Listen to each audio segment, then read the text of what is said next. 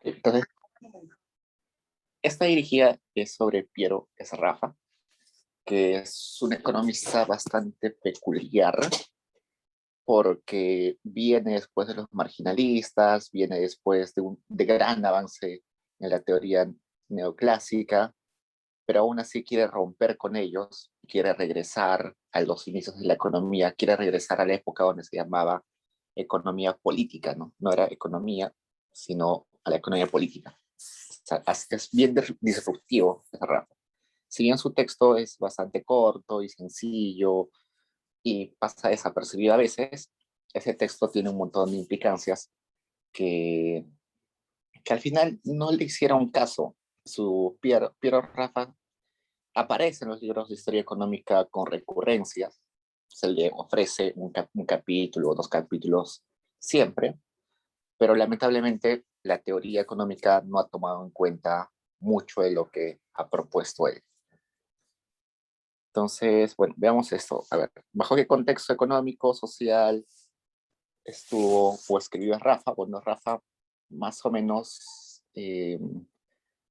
nació en el 80 y casi 1900, 1898, así que en la Gran Depresión ya tenía 30 años, 30 y tantos años. Entonces, sí, vivió la época dura en Estados Unidos, conoce a Keynes en algún momento. Keynes, aunque no comulgaba mucho con sus ideas, eh, le pide que escriba algunos artículos, porque, como hemos mencionado, Keynes era director de algunas revistas de economía, y por ese lado es que se hacen conocidos, ¿no? Que no comulgan mucho. Entonces, el contexto económico que vive él es también muy parecido a lo que es a lo que vive Keynes, ¿no?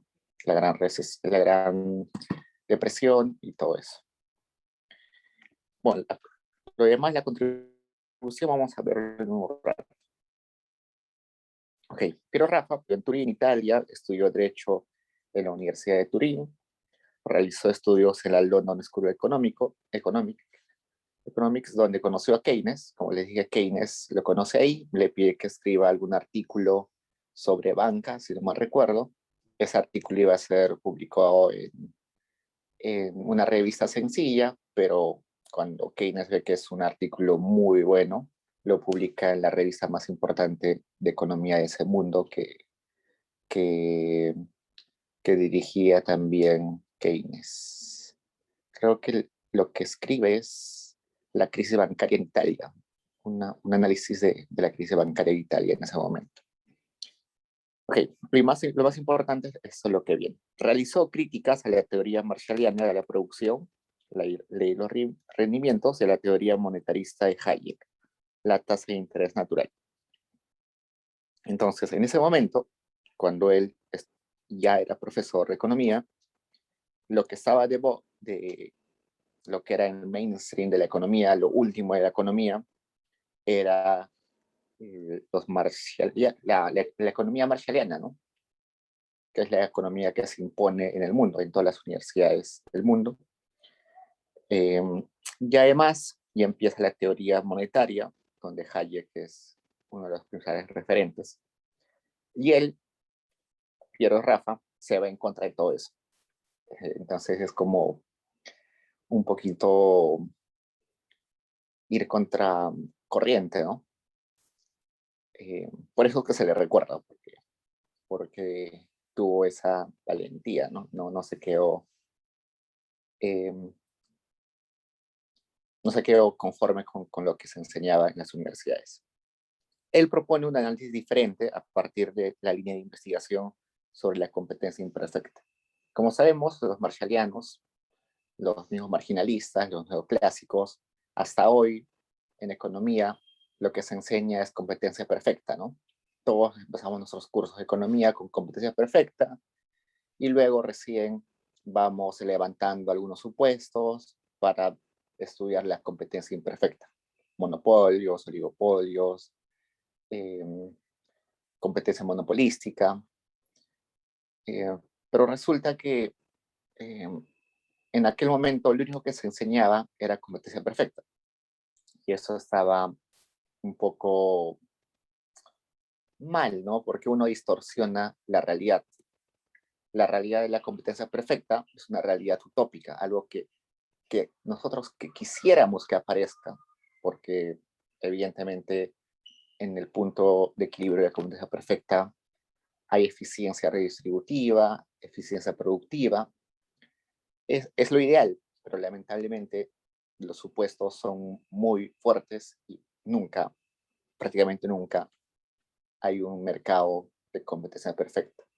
Entonces, la idea de Rafa era empezar estudiando competencia imperfecta y ver a la competencia perfecta como algo excepcional, ¿no? Y eso me suena, eh, bueno, esto lo sabemos nosotros porque somos estudiantes, o hemos sido ustedes son estudiantes de pregrado y yo también, que nuestros primeros cursos son así, ¿no? Competencia perfecta y luego en micro uno hacia el final vemos algo de competencia monopolística, en micro 2 ya bien vemos competencia no competitiva como monopolios, oligopolios, de ahí en teoría de la regulación vemos ya cómo se arreglan esas imperfecciones, en teoría economía organizacional ya vemos matemáticamente los modelos de economía no competitiva, pero es un proceso largo, ¿no? Lo que sucede en otras carreras, como en derecho, ingeniería, eh, no sé, ciencias políticas, es que ellos llevan solamente un curso de economía, ¿no? Un curso introductorio de economía. Y como es muy corto el tiempo, solamente se les enseña lo que es competencia perfecta. Y eso es algo gravísimo, porque ustedes ven en televisión que salen abogados, que salen politólogos, que salen sociólogos, que salen ingenieros, a opinar de economía como si la economía funcionara en competencia perfecta, ¿no? Y ellos lo hablan con toda seguridad, diciendo de que la competencia perfecta hay que dejar al mercado libre y que haga todo por sí solo. Y eso es una distorsión porque en sus cursos introductorios solamente les enseñan competencia perfecta. Pues por eso es que Rafa decía que no hay que empezar con la competencia imperfecta. Y bueno, eso trae un montón de, de errores graves, ¿no? Eh, simplemente ver a abogados de grandes estudios en el Perú que escriben y que tienen entrevistas en grandes medios de comunicación, que se la pasan defendiendo el libre mercado, que está bien, es su posición, pero que lo hacen con argumentos solamente de introducción a la economía. No han entrado a indagar que eso es un ámbito que es difícil de llegar, es un ámbito utópico.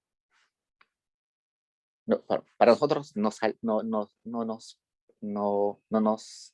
eh, no nos perjudica, ¿no? Porque nosotros tenemos ya la noción de que empezar a estudiar competencia perfecta es simplemente por simplicidad, pero luego levantando supuestos, diciendo que tal supuesto no se cumple, otro supuesto no se cumple, ya vamos acercándonos a un modelo más realista, ¿no? Como en realidad funciona la economía.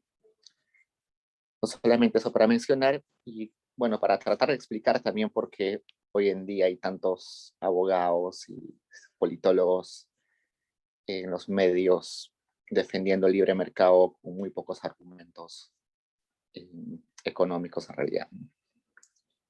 Una de sus obras más resaltantes fue Producción de mercancías por medio de mercancías, en el cual se resalta la interacción entre producción y consumo. Ese texto de producción de mercancías por medio de mercancías es un librito que trae bastante discusión, sobre todo en Cambridge, donde él trabaja un tiempo y donde discute con economistas marshallianos clásicos que defendían otras ideas y donde él es uno de los que defiende su postura casi en solitario. Lo curioso de Piero Rafa es que Rafa tiene eh, un montón de influencia, pero de un montón de gente o un montón de economistas muy, no muy parecidos. Tiene influencia de Adam Smith, tiene influencia de David Ricardo, tiene alguna influencia de varios marginalistas y también tiene influencia de Marx. Es bien raro, es Rafa, porque saca un poco de todos. Inclusive en algún momento, es Rafa se declara el mismo marxista. Dice que él es marxista, inclusive fue amigo de varios dirigentes del Partido Comunista Italiano, como Gramsci, que como ustedes saben, fue un gran marxista en Europa. Y tienen una bonita amistad y le ayuda a Gramsci a proponer un sistema o propuestas económicas marxistas.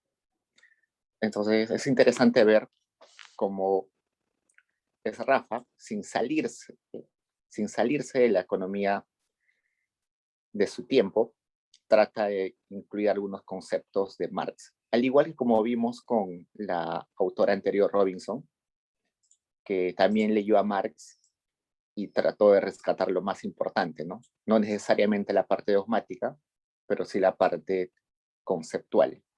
Igual, esa Rafa hace lo mismo, algo muy parecido, algo que ahora nos hace mucho, ¿no? Cuando a un economista le dices Marx, sale huyendo y no tratar de rescatar nada, simplemente lo pone como al margen, ¿no? Eso no se utiliza para la economía. Pero no, a Marx, si lo leemos no dogmáticamente, quizás podemos rescatar mucho sobre eso. Ese librito de mercancías por medio de mercancías es un libro, o en realidad es un texto corto, donde se presentan las bases teóricas para criticar a la economía que predominaba en su tiempo. Y esa economía que triunfa en ese tiempo es la economía que hasta hoy tenemos, es decir, la escuela marginalista o lo que llamamos en la escuela neoclásica. Lo que busca él es perfeccionar esa teoría que estaba en ese momento de boga y que hasta ahora está de boga, con algunos desarrollos adicionales de Smith, de Ricardo y de Marx. Él cree que varias cosas que dijo Smith, Ricardo y Marx no habían sido tomados en cuenta en el desarrollo de la economía, así que plantea que hay que revisarlos y que hay que incluirlos. Como ya les dije, este texto es indispensable en un curso de historia económica, pero no de teoría económica. Aparece siempre como una contribución, una crítica, pero nunca ha sido tomado en cuenta como base de la economía. Ok, antes de entrar al capítulo 1, vamos a comentar un poquito qué es lo que dice en el texto. Rafa, en este texto, plantea un modelo lineal. Como se dan cuenta, hay algunas ecuaciones, algunos sistemas de ecuaciones que son lineales, donde caracteriza la producción. Por ejemplo, ¿no? La primera ecuación que ven acá, donde dice AP, simplemente te está diciendo de que para producir A necesitas un montón de insumos. A sub A, B sub A, C sub A, hasta K sub A. Entonces, luego, la siguiente ecuación, para producir B necesitas A sub B, B sub B, K sub B. Entonces, es como una función de producción, pero lineal. Ahora regresemos acá. Nosotros en nuestros cursos de microeconomía tenemos producciones no lineales, ¿no? Como la Cobb-Douglas, que es K elevado a la alfa por L elevado a la beta, o logaritmo de L más logaritmo de K, ¿no? Pero Rafa utiliza lo más simple, que son modelos lineales. Y con esa función de producción lineal, él trata de explicar cómo se comportan los precios de esos bienes que se fabrican. Y también trata de explicar por qué se mueven los salarios y cómo se mueve la tasa de retorno del capital, que nosotros lo conocemos como R, ¿no? La tasa de retorno del capital es R, que si estamos en competencia perfecta debería ser igualito a la tasa de interés, ¿no? Tasa de interés o tasa de retorno, nosotros la hemos estudiado como si fuera la misma, porque en competencia perfecta deben igualarse. ¿Qué más? La tecnología que él utiliza es simplemente exógena, no considera que hay cambio tecnológico. Cuando nosotros teníamos nuestro modelito, voy a escribir acá, nosotros usualmente en micro utilizamos una función de producción así, una cantidad que se determina por A, K a la alfa, L a la beta, ¿no? Eso no es una lineal, así que eso no es lo que propone Rafa. Y usualmente esta se le dice como la tecnología, ¿no? Yo discrepo con eso, pero en muchos libros dicen que SA representa la tecnología. Para Rafa, SA no existe, es como si la tecnología fuera constante siempre. Más bien lo que propone él es decir que K depende de la combinación de algunos factores productivos como K más L, más, no sé, materias primas, más otras cosas más. Simplemente una combinación lineal, evidentemente acá con sus ponderadores, ¿no? Entonces, una cosa que se le escapa a Rafa es ese cambio tecnológico. Entonces, eso nos está diciendo, de todo lo que les dije, lo que nos está diciendo es Rafa, es que en su modelito, la cantidad que se produce se determina conjuntamente con el precio. Es decir, el precio y la cantidad de las mercancías se va a determinar al mismo tiempo. ¿No? Eso lo conocemos hasta hoy en día, ¿no? Cuando tenemos un equilibrio, el precio y la cantidad se determinan simultáneamente. El resultado más importante de todo esto es que si nosotros, bueno, antes de eso, mejor les explico esto. Okay. Resulta que el texto se llama producción de mercancías por mercancías, porque para producir, digamos, una cantidad de A, yo voy a necesitar insumos. Entonces va a estar en función de, digamos, capital, mano de obra, materia prima, otras cosas más. Y dentro de esas cosas también va a estar una cantidad de A. Y ustedes me dicen, pero ¿por qué cantidad de A aparece como output y como input? Como insumo y como producto final. Y un ejemplo que a mí se me viene a la mente muy rápido es la producción de papa. ¿Cómo se produce la papa? Simplemente siembras papa. Siembras, agarras una papa, la entierras y al enterrar la papa va a germinar, le van a salir raíces y esas raíces van a hacer brotar más papas. Entonces, de una papa que tú entierras, van a salir como 10, 15, no sé, 20 papas. Entonces, por eso que dice producción de mercancías por medio de mercancías. Para producir papa, tú necesitas utilizar una cantidad de papa.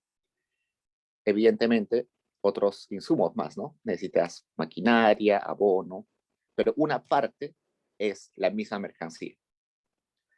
Y eso va a decirlo para todos los bienes, ¿no? Por ejemplo, no sé, si yo quiero producir frutas, QB, voy a necesitar seguro tierra, capital, mano de obra, pero también voy a necesitar una cierta cantidad de frutas. ¿Por qué? Porque las semillas las tengo que sacar de las frutas. Entonces voy a necesitar semillas. Entonces, eso es algo que no se había tomado en cuenta antes. los marginalistas, los marshallianos, simplemente nos decían que para producir papas necesitábamos simplemente capital y mano de obra. Y ya está. Pero no necesitábamos el mismo bien. Entonces, esto lo que va a hacer es traer un gran problema para la economía. ¿Por qué? Porque hay como una doble causalidad, ¿no? La producción va a depender, la producción va a depender del bien, pero ese bien también va a depender de la producción. Entonces hay como un ciclo, ¿no? Una doble causalidad. Entonces eso hace como desmantelar esa decisión marginalista que planteaban los economistas tradicionales. Porque ahora tienes que considerar esta doble vuelta, o esta vuelta infinita en realidad, porque da un montón de vueltas. Lo que, según esa Rafa, va a tener implicancias y va a decirle que esto debilita el análisis marginalista. Con esto, la economía basada en la decisión marginal va a ser muy poco confiable. En el caso de las matemáticas, como se van a dar cuenta, es muy sencilla. Y lo interesante es lo siguiente, otra cosa interesante, que como la cantidad producida necesita de una cantidad del mismo bien, el precio de la mercancía también se vuelve el precio del insumo, ¿no? Entonces, ¿cómo se determina ahora el precio? Ahora el precio no solamente es el precio del bien, del QA, sino ahora también es el precio del insumo QA. Entonces, el precio tanto está determinándose como a qué precio ofertas el bien, pero también se está determinando como el costo de tu producción. Es decir, ese precio afecta tus ingresos, pero también afecta tus costos. Si el precio de ese bien aumenta, tus ganancias suben, pero a la vez tus costos suben, ¿no? Y sabemos que la utilidad es ganancias menos, pero en vez de ganancias pongamos ingresos. Si el precio de ese bien aumenta, tus ingresos aumentan y tus costos también aumentan porque es parte de tus insumos. Y tus ganancias son simplemente la diferencia entre ingresos y costos.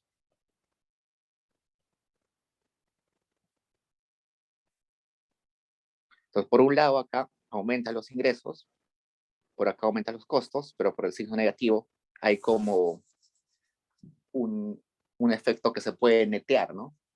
O quizás uno de los efectos es más grande que el otro.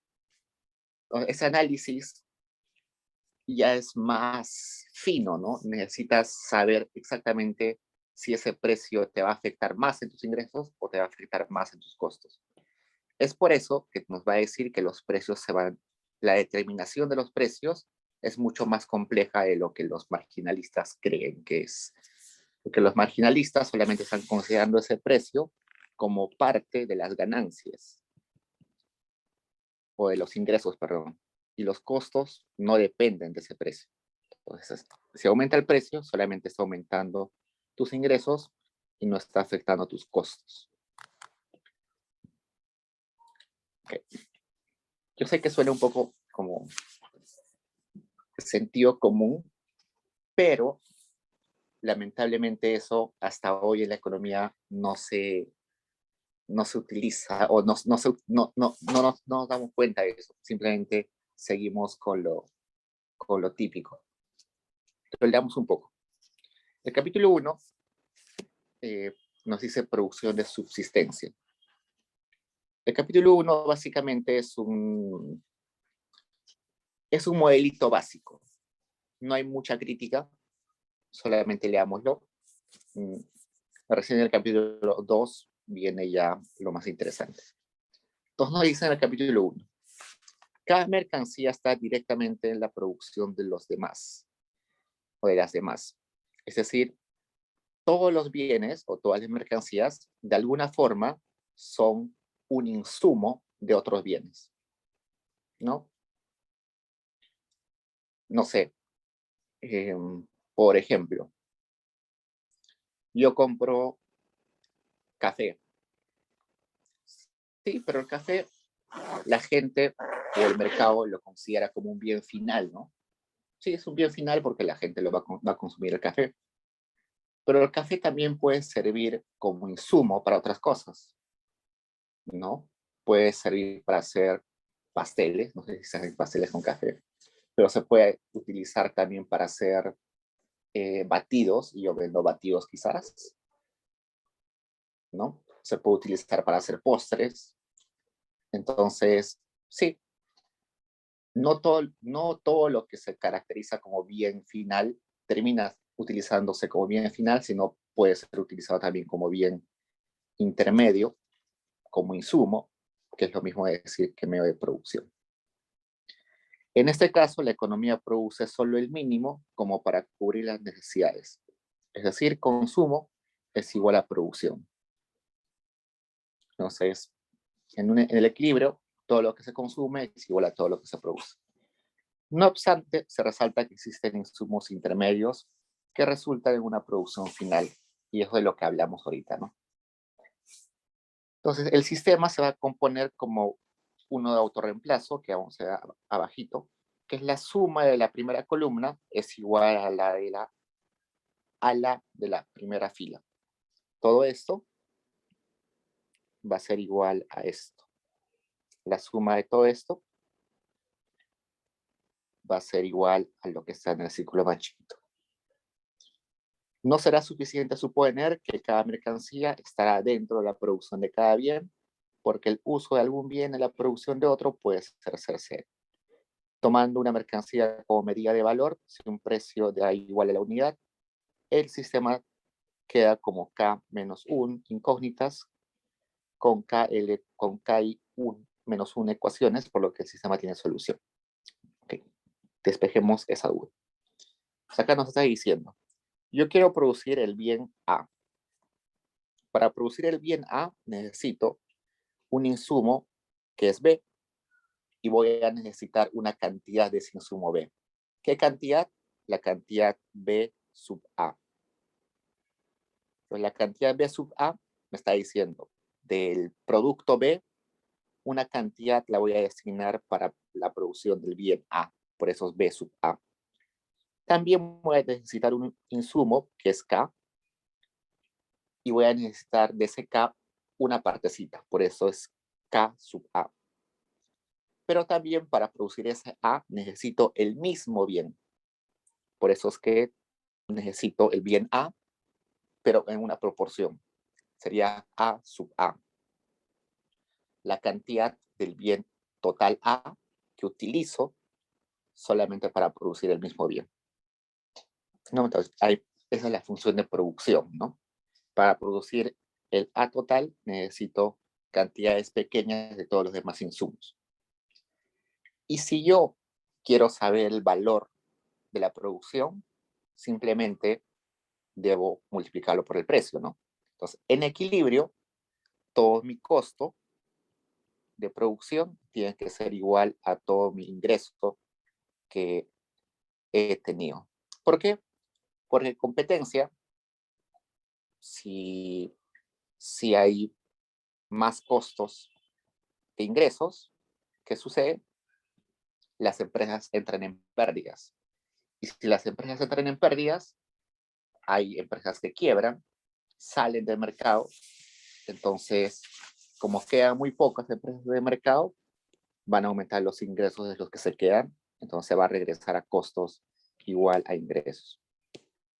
Si sucede lo contrario, costos menores a ingresos, ¿qué va a suceder? En el mercado va a haber ganancias, la empresa va a tener ganancias, hay más ingresos. Eso va a ser observado por otros nuevos empresarios que van a entrar al mercado y para entrar al mercado van a bajar sus precios. Y eso va a ocasionar que los ingresos caigan, regresando al equilibrio que es costo igual a ingreso. Entonces, en equilibrio solamente es posible esa igualdad, costo igual a ingresos. Entonces, eso es exactamente lo que estamos viendo acá. Si yo quiero saber el ingreso de la empresa, multiplico la cantidad A que he producido por el precio de A. Y mis costos son los costos que tengo en cada uno de mis insumos. Resulta que mi insumo acá tiene que ser multiplicado por su precio. Y curiosamente es el mismo precio de acá, porque es el mismo bien. El otro insumo también lo multiplico por el precio de B, por el precio de K. Y así para todos los insumos. Y lo mismo para todos los bienes, ¿no? Igualito para el bien B hasta el bien K. Entonces, creo que es suficiente explicar la primera. Los demás son básicamente lo mismo, pero para otros bienes. Entonces, acá yo tengo un sistema de ecuaciones donde hay K productos. Hay K productos que se utilizan en la economía. Hay K ecuaciones. Entonces, resulta que si yo me voy a esta parte que voy a poner en verde, la sumatoria de todos los A's, A sub I, donde el I va de este A hasta K, a veces K, me tienen que salir el A completo, ¿no? ¿Por qué? Porque lo único que he producido es A, es la producción total. Entonces, por tanto, ese A multiplicado por este PA, que es en todo, me tienen que salir exactamente lo que está acá. Y lo mismo va a suceder con todos los insumos. Si yo sumo todo esto, me va a dar esto. Si yo sumo todo esto, me va a dar esto. No es interesante, ¿no? Me está diciendo cómo interactúa la producción entre todos los bienes, entre todos los insumos. Entonces, ¿cómo resuelvo este problema? Lo que va a decir nuestro amigo Rafa es que vamos a igualar algún precio a uno. Eso se le llama precios relativos. No sé, agarro cualquier precio. El precio de A lo igual a 1. Entonces, cuando voy a calcular el precio de B, el precio de B va a salir en función del precio de A. No sé, la mitad del precio de A. Entonces, a eso se refiere. Que para solucionar el problema, simplemente a cualquiera de los precios le pongo 1, por eso numerario. Con eso, ya el precio de A ya no se convierte en una incógnita, sino ahora ya está definido por 1. Entonces ya no tengo K incógnitas, sino tengo simplemente K menos 1 incógnitas.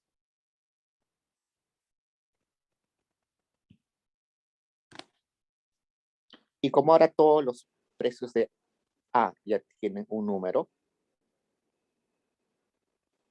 toda esta ecuación se puede ir porque es exactamente todo esto. Entonces ahí tendría K menos 1 ecuaciones.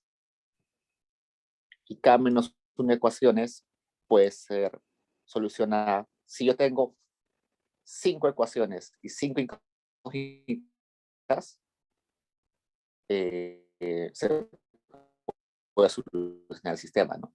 O 5 incógnitas y 4 ecuaciones, no se puede solucionar el sistema, ¿no? Si yo tengo 4 ecuaciones y 5 incógnitas, no se puede solucionar el sistema porque está no definido. Y en este caso primero era sobre identificado, que a veces puede traer algún problema.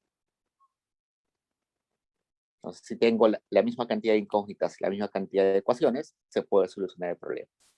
Entonces, ese es el modelito simple que propone SRAF, que como ven es bastante disruptivo. Pero ahora me está diciendo que el mismo bien es parte de la producción del bien. Y por tanto hay un sistema bien complejo para solucionar.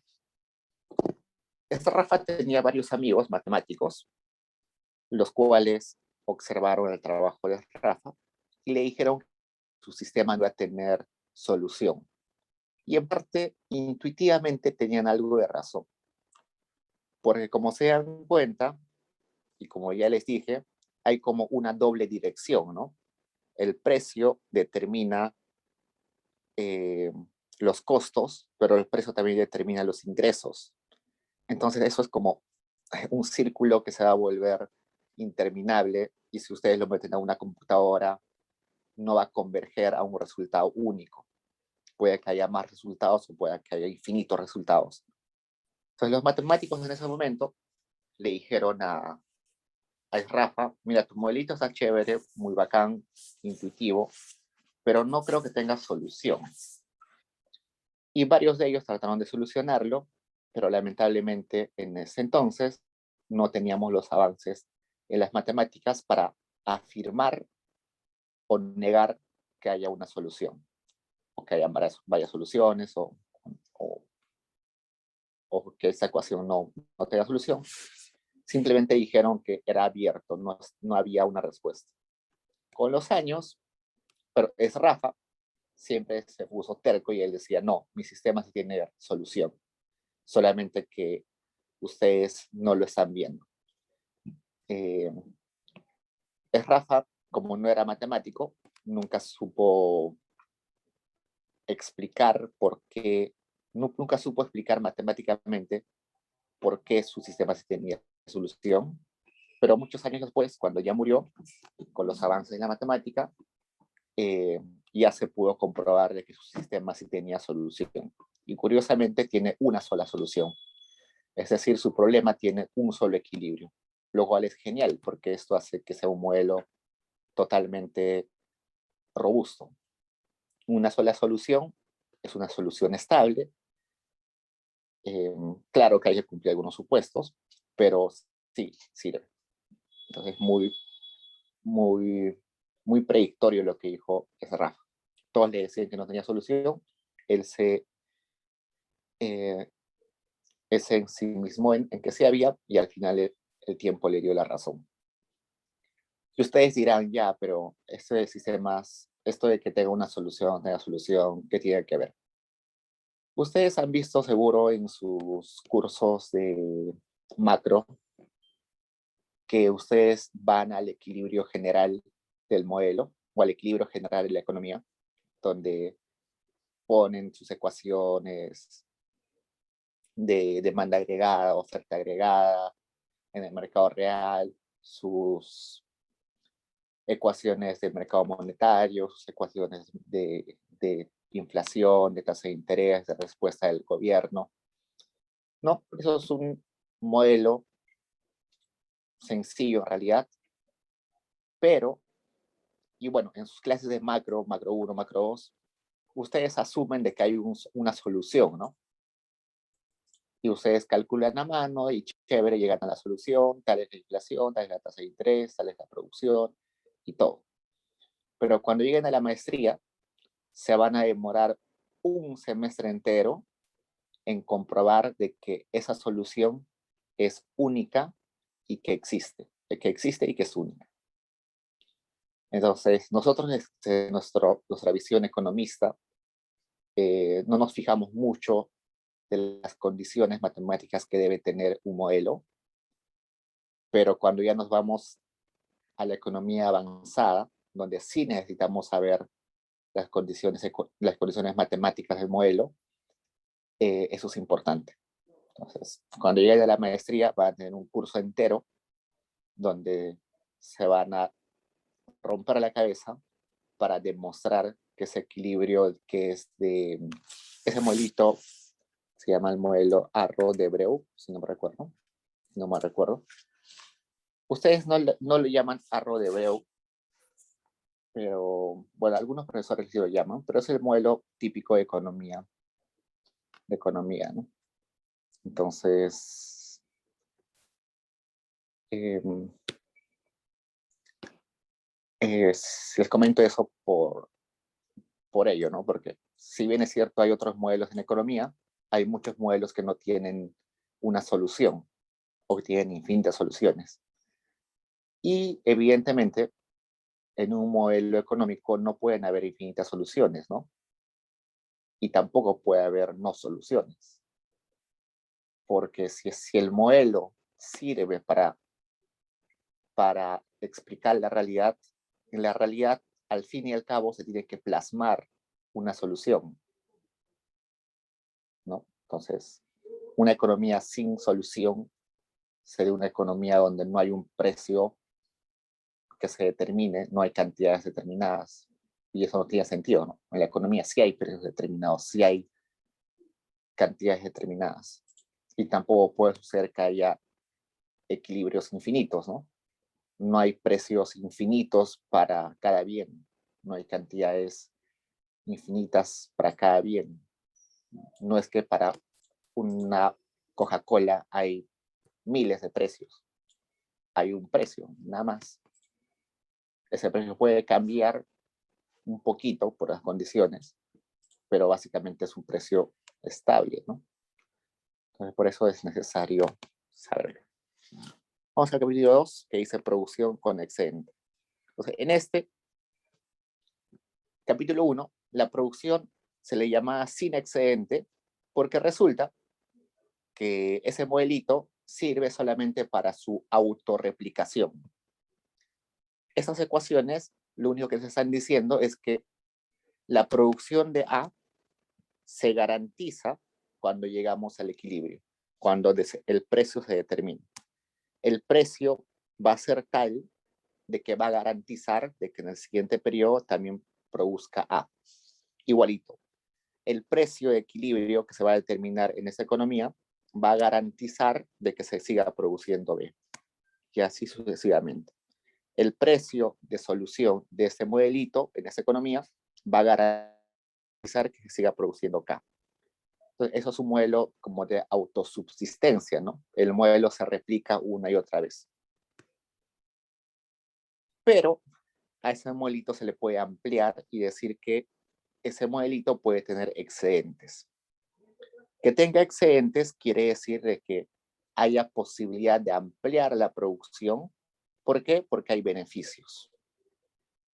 Pues leamos, si la economía produce más de lo mínimo para replicarse, o sea, se replica y además de eso puede producir algo más, ese excedente se le llama también beneficio, el sistema se hace autocontradictorio, dado que el sistema de igualdad antes presentado no cumple que el consumo sea igual a producción, sino que la producción va a ser mayor al consumo, ¿no?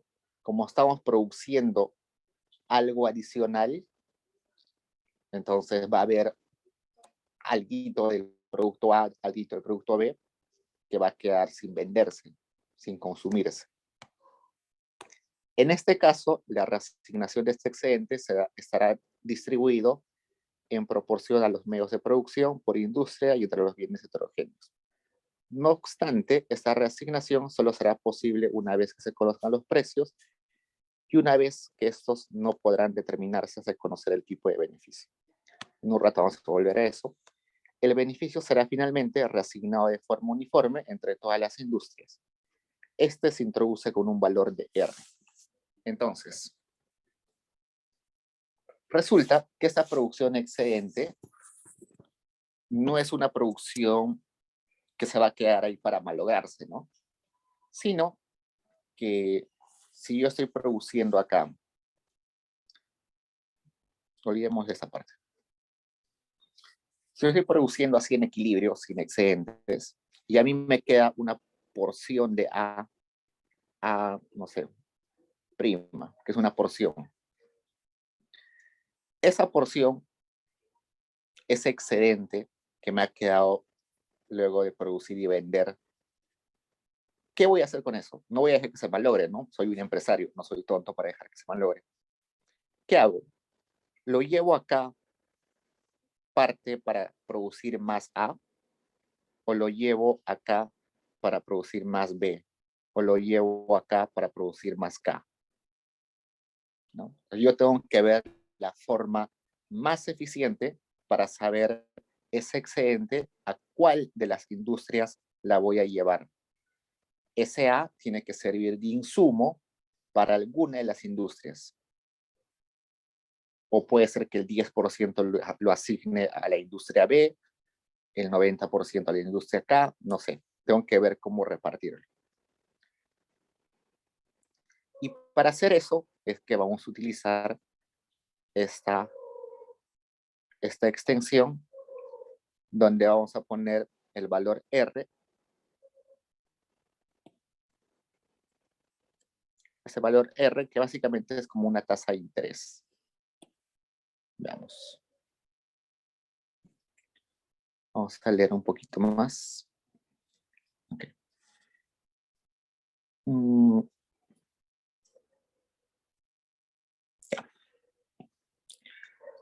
Esto es el valor del ingreso, el bien, y esto es el valor del costo, ¿no? Es el costo. Entonces, si yo tenía un excedente, ese excedente, ¿dónde va a ser más útil? ¿Dónde me va a dar más ingresos? Y eso va a depender de dónde el R sea el más eficiente, ¿no? El R es como que el retorno a esa nueva adición de insumo. Yo voy a decir asignar ese excedente, digamos, a la industria K, porque en K el R es más grande, el R es gigante. Entonces yo voy a llevar ese excedente acá. ¿Por qué? Porque va a hacer que me dé más ingresos. Pero resulta que cuando va a suceder eso, va a ocasionar que el R, digamos, en la industria A, sea mayor al R en la industria B, supongamos. Pero eso ocasiona un problema, que la industria A se vuelve más atractiva que la industria B. Y si la industria A se vuelve más atractiva que la industria B, ¿qué va a pasar? Los productores de B van a cerrar sus empresas y van a abrir empresas en la industria A. ¿Y eso qué va a hacer? Que haya más competencia en la industria A, por tanto, el retorno en la industria A va a caer. Entonces, ¿qué va a pasar? RA se va a volver igual a RB. Es por eso que acá ponemos solamente un R, porque al final la única posibilidad de equilibrio es que el retorno de todas las industrias sea el mismo. Si no sucede así, va a haber industrias más atractivas y va a ocasionar que haya más competencia en esa industria. Por eso es que todos son el mismo R. Entonces veamos. Por lo que en el sistema anterior, a diferencia del visto en el capítulo 1, se tiene K ecuaciones independientes que determinan K menos 1 precios y el tipo de beneficio. Ese tipo de beneficio es este R. Entonces ahora tenemos una incógnita más. Esto puede estarse dando porque existe una clase nueva de bienes que no necesariamente están incluidos en el proceso de producción, bien de lujo. Bueno, eso no lo considero. Sí, es una extensión. Oh.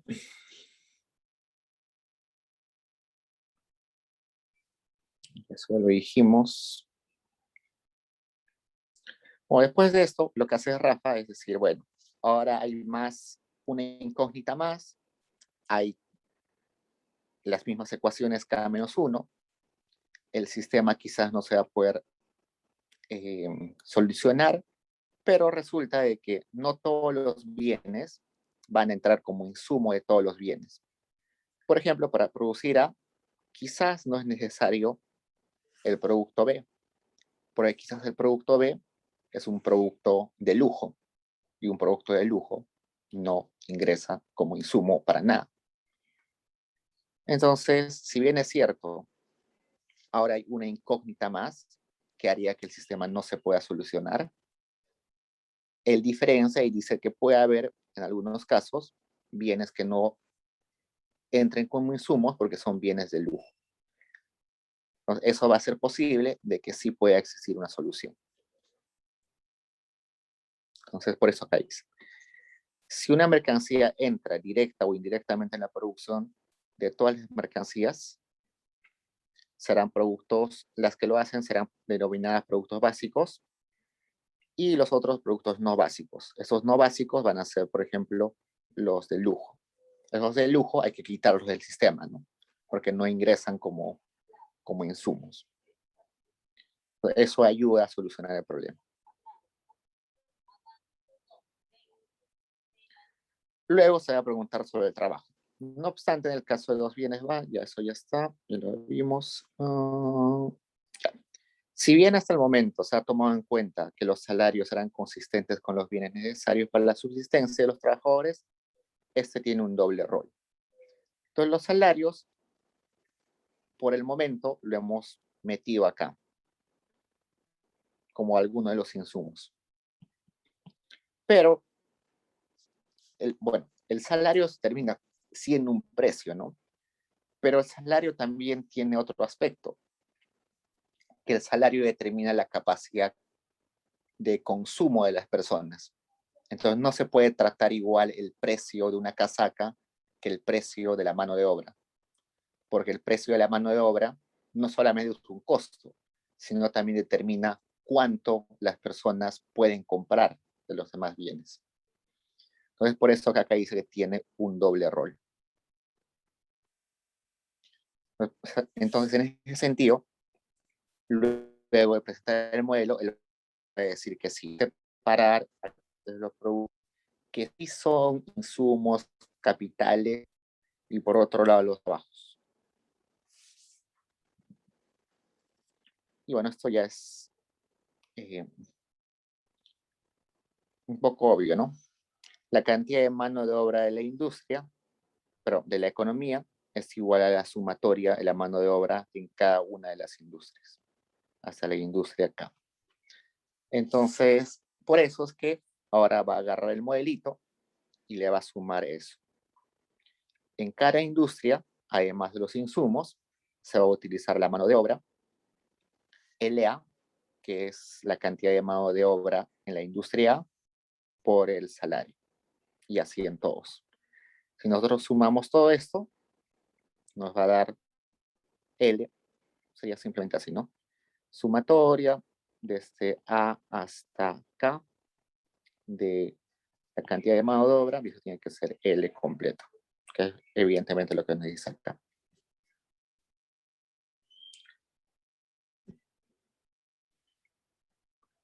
Entonces, eso completa bastante bien el modelo, porque hasta hace un rato, cuando hablamos de este modelo ampliado y este modelo no ampliado, estábamos hablando solo de producción, ¿no? Cómo se producen las cosas.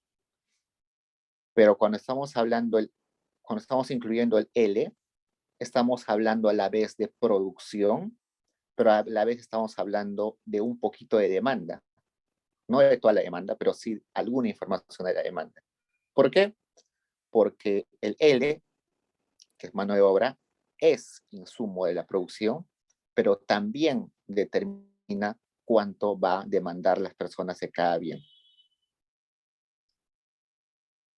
Entonces, bueno, acá el modelo se hace un poquito más complejo, hay más incógnitas, W es una incógnita adicional, se hace un poquito más difícil, es por eso que les digo que los matemáticos que conocían a Rafa decían que el modelo no tenía solución.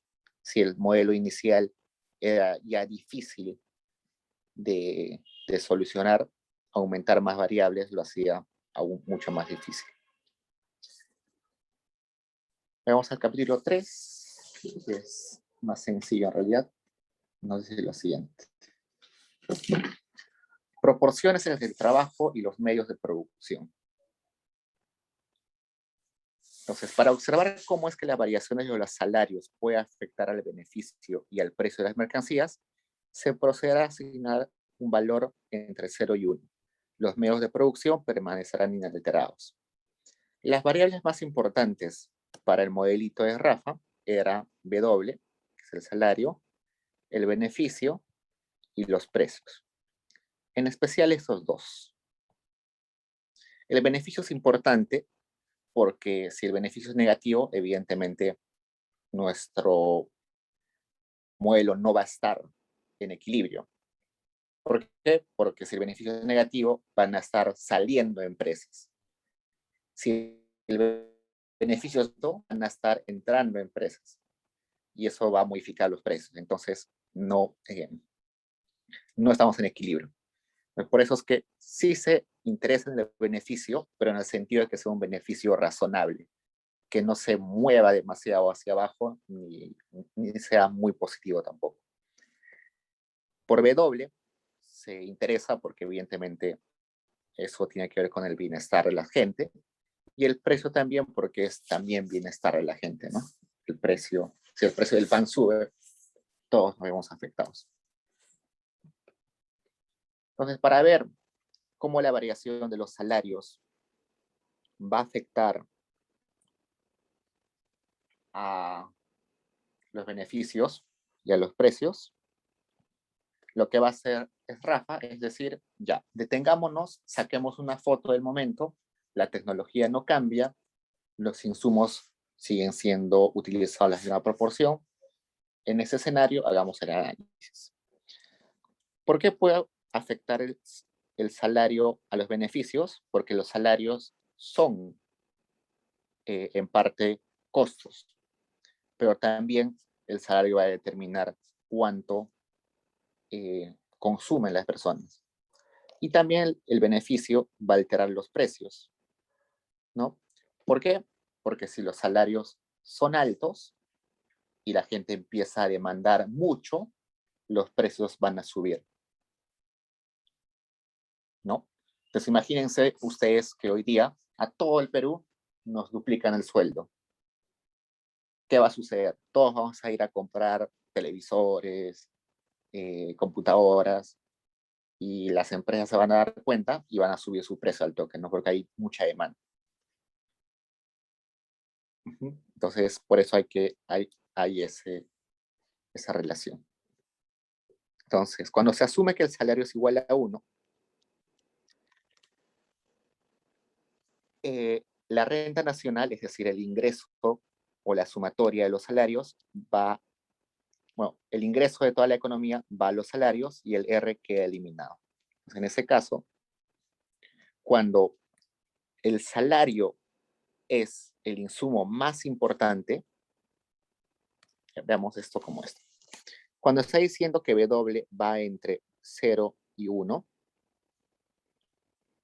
nos está diciendo que si W toma el valor a 0, es porque no es muy requerido, ¿no? Cuando el precio de un bien es muy chiquito, es porque ese bien no es importante. Si el salario es igual a 1, quiere decir que la mano de obra es muy importante, ¿no? Si el precio de un bien es alto, es porque ese bien es muy importante. Si el precio, por ejemplo, el precio de la insulina es carísimo, ¿por qué? Porque es importantísimo. Sin eso se muere la gente. El precio, no sé, de una tachuela, no sé, es bastante pequeño. ¿Por qué? Porque no es muy necesario, ¿no? Por eso nos está diciendo. 0 es como si la mano de obra no es importante y 1 es como si fuera muy importante. Entonces, si el salario es igual a 1, quiere decir que el salario es muy importante para la producción. Sin mano de obra no hay producción. Entonces, como es tan importante, todo lo que se produce al final se vende y todo ese ingreso se va a ir a, a los trabajadores. Todo lo que se produce se va a los trabajadores. ¿Por qué? Porque los empresarios no podrían hacer nada sin los trabajadores, dependen demasiado, entonces les pagan todo. Y el R queda eliminado, ¿no? Lo que gana el empresario queda eliminado.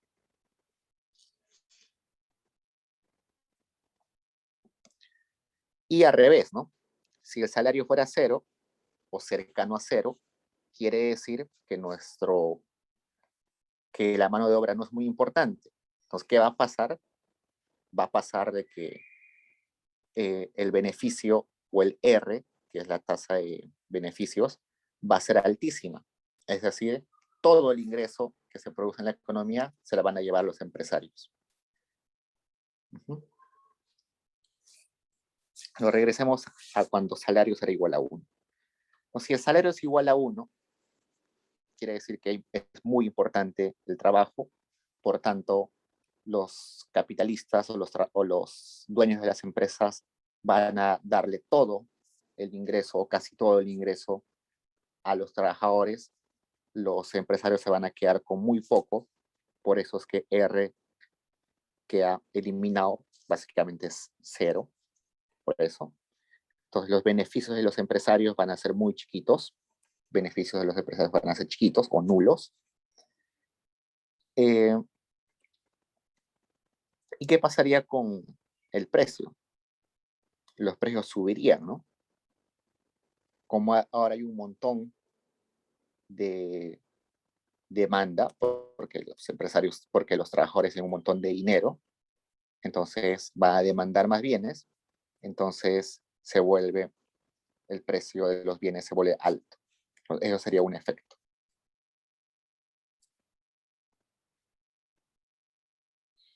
Entonces acá está, resumiendo un poquito eso, está en rojo. La clave del movimiento de precios, que sigue una variación al salario, consiste en la desigualdad de las proporciones en que el trabajo y los medios de producción son empleados en las distintas industrias. Entonces, hay industrias donde el trabajo es muy importante, por eso W es 1, y hay industrias donde el trabajo es nada importante. Entonces, eso es lo que va a determinar cómo afecta una variación del salario a los beneficios y a los precios. Pues supongamos una industria como Amazon. En una industria como Amazon, el trabajo no es muy importante. Lo más importante son las máquinas, ¿no? Entonces, es de esperar de que en una industria como Amazon, el W esté cercano a cero, no es muy importante. En una industria como la agricultura tradicional, por ejemplo, la Sierra del Perú, lo más probable es que W esté cercano a 1, ¿no? Porque sin mano de obra no hay producción, se utilizan muy pocas máquinas. Entonces, la variación en el beneficio, en los precios, va a depender de qué punto esté por acá el W. Puede estar entre 0 y 1. Y eso se le llama industrias intensivas en mano de obra o industrias intensivas en capital. Por ejemplo, industrias intensivas en mano de obra son la agricultura, algunos tipos de artesanías, que son manufacturas. Los intensivos en capital son, por ejemplo, la minería. ¿Qué más?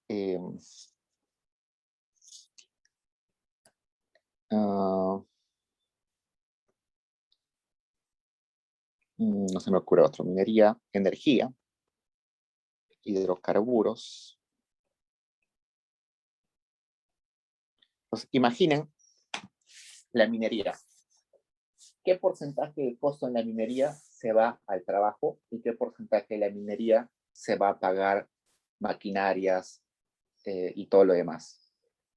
¿No? Lo más probable es que a los trabajadores les paguen muy poco y la suma de todo eso sea 5, 10%.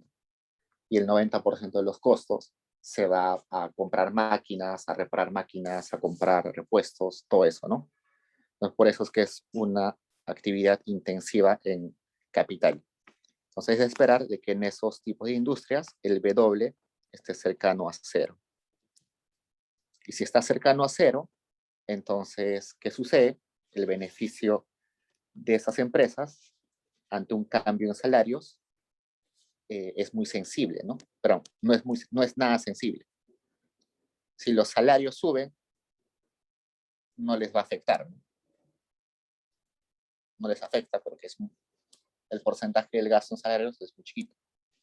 Y tampoco va a afectar los precios, porque igual hay muy pocos trabajadores en esa industria. Mientras que en la agricultura es al revés, ¿no? Ahí sí el salario es muy cercano a 1. Entonces, ¿qué pasa si los trabajadores de la agricultura se ponen de acuerdo, arman su sindicato y dicen, queremos que nos dupliquen el sueldo? ¿Qué va a suceder con los beneficios del trabajo del empresario? Se van a caer, ¿no? Porque sin trabajadores hay cero producción. ¿Y qué va a pasar con los precios? Evidentemente, al tener más ingresos, nuestros trabajadores van a demandar más, entonces es esperar de que los precios suban. Entonces, por lo que habrá una proporción crítica entre trabajo y los medios de producción que marcará la frontera entre industrias con déficit y con excedente. Entonces, en cada industria siempre va a haber un punto crítico. Ese rango de W entre 0 y 1, en cada industria va a tener un punto estable más o menos. Un punto estable donde tanto productores y tanto productores, pero tanto empresario y tanto el, eh, el dueño de la mano, el trabajador, el asalariado, tengan algún tipo de beneficio, ¿no? ¿Por qué? Porque se imaginan en el ejemplo anterior que les dije, que si en la mano de obra, en la agricultura, todos querían un aumento de sueldo al doble, ese productor en el siguiente periodo no va a producir, va a decir no me sale la cuenta, ¿no? Entonces, tampoco es necesario, tampoco es de equilibrio de que el salario tenga mucha fuerza. Entonces, por tanto, no va a ser 1, pero quizás va a ser menos, ¿no? O quizás el trabajador, pero el empresario va a decir, mira, los trabajadores ya se han puesto de acuerdo, mejor empiezo a reemplazar trabajadores con máquinas, ¿no? Entonces, en lugar de utilizar 1000 jornaleros para cosechar, mejor compro una máquina que coseche sola, ¿no? Un tractor cosechador, algo así. Entonces, eso va a hacer de que ese W se vuelva menos importante, ¿no? Ya no va a estar cercano a 0, pero a 1, sino quizás va a estar por la mitad. Entonces, es por eso que hay un punto crítico. En ese punto crítico es como un equilibrio donde ambos están ganando y ninguno quiere moverse. Okay. Bueno, entonces el equilibrio solamente se puede garantizar cuando esa proporción es equilibradora para ambos y que esa proporción se repita una y otra vez durante todos los periodos de tiempo. Es como teoría de juegos, ¿no? Seguro han llevado teoría de juegos. Si un juego se repite indefinidamente, es de esperar de que la solución sea la misma siempre.